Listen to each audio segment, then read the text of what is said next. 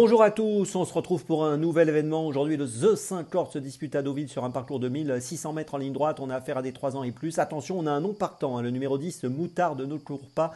Ils sont 15 à s'affronter dans ce The 5 qui s'annonce très ouvert. Beaucoup de possibilités dans cette épreuve. Je vais vous donner mon choix, bien sûr, en 6 pour cette compétition, pour ce The 5 Lord et tous les paris associés. Jeux simples, jumelés, trio, etc.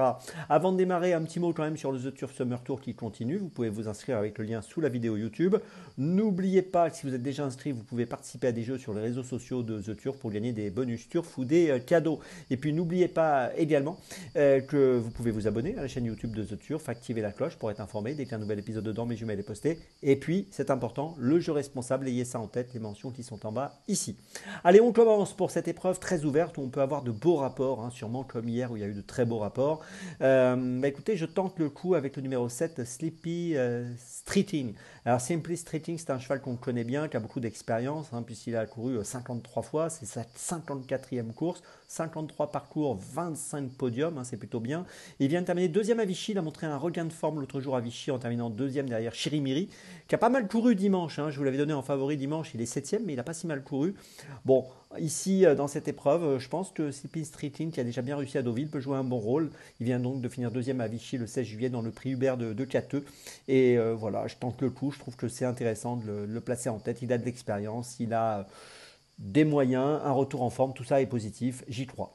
En deuxième position, j'ai placé le numéro 8, Le Freinet. Alors lui aussi a couru à Vichy cette fameuse course du 16 juillet, le prix Hubert de Cateux. Il a terminé troisième, il avait gagné à Chantilly auparavant, il y a quelques mois de ça, au mois de novembre sur 1600 mètres dans un gros handicap de ce style, mais c'était sur la PSF. Il est monté par Théo Bachelot et je trouve que voilà, sur la ligne de Vichy, j'y crois aussi. Je pense qu'il est capable de monter sur le podium aujourd'hui, même s'il a un numéro tout à l'extérieur, un numéro 16 dans les salles de départ. La question, c'est aussi de savoir comment va se courir la course. Est-ce qu'il y aura un peloton, deux pelotons, voire trois pelotons? C'est toujours un peu la même question, vous le savez, pour les courses en ligne droite. Et puis en troisième position, écoutez, j'ai retenu le 11 de Darry River. Alors c'est une pouliche intéressante qui a couru que 7 fois, 5 fois dans les 4. Elle vient de finir quatrième à Longchamp du prix du Petit Pré sur 1600 mètres. C'était bien, elle est montée par Alexis Pouchin. C'est une belle chance, c'est logique. Maintenant, elle est peut-être un peu tendre encore face à certains des adversaires qu'elle affronte ici, mais c'est une 3 ans qui a des ambitions et je pense qu'elle est capable de monter sur le podium. En quatrième position, j'ai placé le 15, Henry the Lion.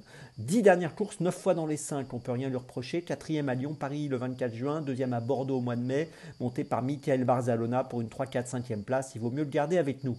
En sixième position, j'ai placé le César Morsita, entraîné par Henri Alex Pantal, monté par Stéphane Pastier, un duo qui s'annonce redoutable. 7 courses en 2024, 7 fois dans les 5. Elle vient de finir 5e du prix du Petit Pré, course dans laquelle, vous l'avez entendu, Darry River avait terminé 4e, donc à Longchamp l'autre jour, c'était le 4 juillet, donc en bas de tableau, je pense qu'elle est très compétitive. Et puis en sixième position, j'ai choisi le poids lourd de la course, le numéro 1, Tumblr, l'entourage y croit. C'est un engagement qui a été attendu pour lui. Il vient de finir 6e à Saint-Cloud au mois de juin, 2e à Saint-Cloud au mois de mai. Voilà, il fait partie des chances régulières. Je dirais que pour la gagne, ça semble un peu dur avec ce poids, mais pour une place, c'est envisageable. Je vous résume mon choix en 6 pour ce The 5 Lord très ouvert où il y a vraiment beaucoup de possibilités. En tête, le 7 et le 8, la ligne de Vichy, donc du 16 juillet dernier. Puis derrière, le 11, le 15, le 16. Et puis en sixième position, le gros poids de la course, le numéro 1.